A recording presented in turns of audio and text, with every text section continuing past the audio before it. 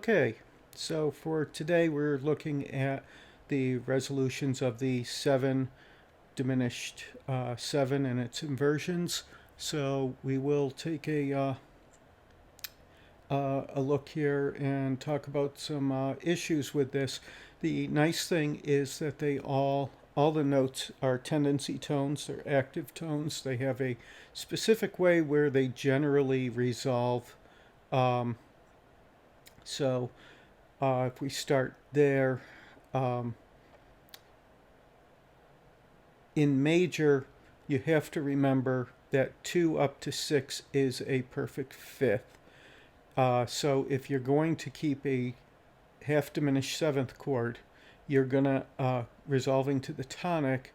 You're going to need to make sure that 2 is always above 6, as I have here, because 2 needs to resolve to 1, and 6 should resolve to um, 6 should resolve to 5. Now, if you find yourself in a position where uh, 2 is below 5, the way to get around it is to double the third in the 1 chord. Um, Not the most elegant solution, but it works. Um, but typically in major, with the half diminished seventh chord, you can go. You try to keep 2 above 5. The other possible solution, which um, it's a little early to introduce this subject, but involves modal borrowing or scalar variance, whichever term you like to use. And you borrow the scale degree 6 from the parallel minor, which would make this an A flat, and that makes it a diminished fifth, would make it a diminished fifth, or in this case a diminished fourth, and that's considered a little more acceptable, although typically in minor you still try to find 2 above 6. So the way these are going to resolve is pretty much as you expect. 2 is going to go, 2 is going to go down to 1, and then 6 is going to go down to 5, and then 4 is going to go down to 3. Now it's important to remember that you have a tritone here between the root of the chord, or scale degree 7, and scale degree 4. And that tritone in particular needs to resolve. It's going to be obvious if it doesn't. When you have the 2 half diminished 6, 5, you are stuck with 2 being below 5. If this went to, let me just show you quickly, if this went to 1, well then when you resolve 6 here, it's going to go down to G. You're going to get parallel fifths. So the way you get around that is you generally take 6, 5 up to 1, 6. Okay. This one, there's not really much of a trick to get around trying to have an odd doubling. It won't get you anywhere. So B here goes up to C, and the F will go down to E. The 7 diminished 4, 3 goes to, again, you keep 2 above 6 where possible, and 2 goes down to 1. 6 again goes down to 5. Oop. And 7 will go up to 1. And I keep not aligning things properly. Oh well.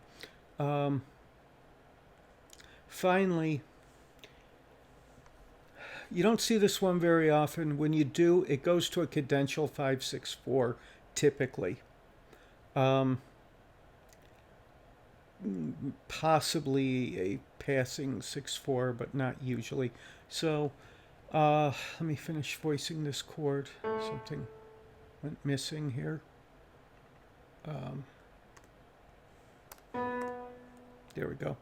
So again, normally you would just have things resolved, but if they resolve where we've said, they don't go to where we expect them to go. So we're going to do a little cheating here. It's not really cheating, it's just what was done to solve this problem. B up to C, back down to B to resolve to the 5/3. Sorry, I don't have the 5/3 written in there. The score writer doesn't give me an easy solution there. This is one where we're going to take 2 up to 3 and then come back down. So E, D, and then we'll take the F. This is, for once we won't resolve because we have to double the bass in this 6/4 chord. So we're going to take the F up to G. Oops, hit the wrong button. G, then bring it down to, or we can leave it on the G actually for the 5, and we'll just leave this as a half cadence. Now I can go in and put in the 5/3 here. So that's how they all resolve in major. Now you can do the modal borrowing trick whether or not you have the perfect fifth and perfect fourth. The reality of it is you will find the fully diminished seventh in major probably more often than you find the half diminished seventh, and that has to do with it has more pull. Let me play this whole example for you. It's not really meant to be played as a full example, but to give you an idea.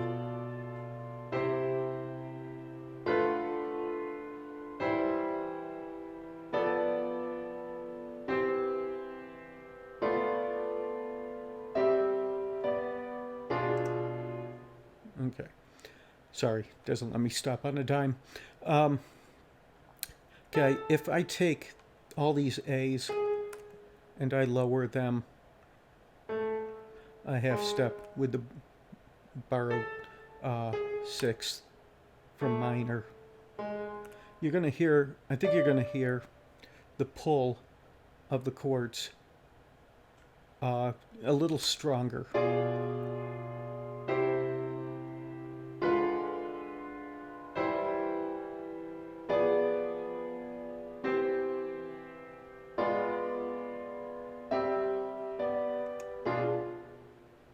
So in minor, it's really all the same.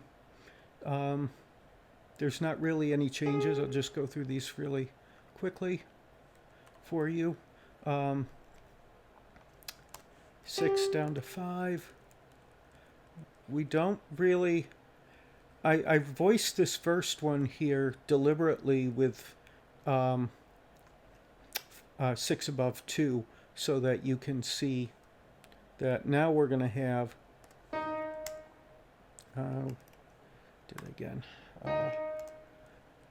Now we're going to have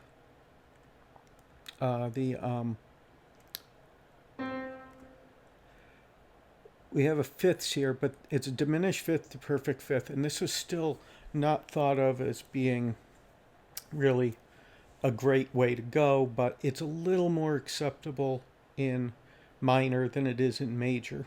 Still, as I said before, better to try and keep, if you can, 2 above 6. So again, always watch your leading tone, make sure it resolves, especially in an outer voice. Go down. Go down here. So again, 7 to 1, 4 to 3, 6 to 5. Again, 6/5 here might go down to 1 in root position. Works best as a passing chord between 1 and 1/6. Better fix that.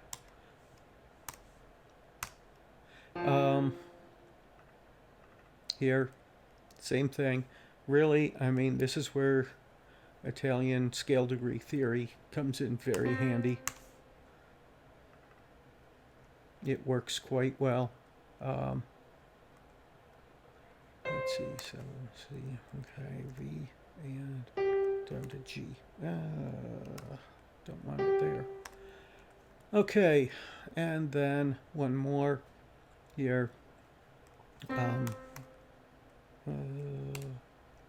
Again, switch back.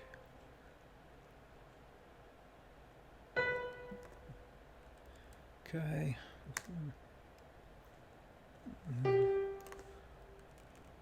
And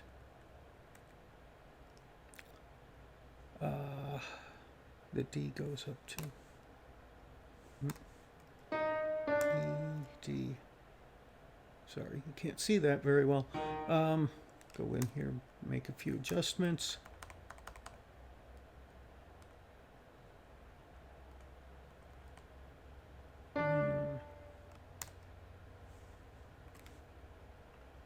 And there we go. There we have our resolution. So just remember to 2 above 6 and then resolve your tendency tones. And that should take care of most problems for you. Okay. See you next time.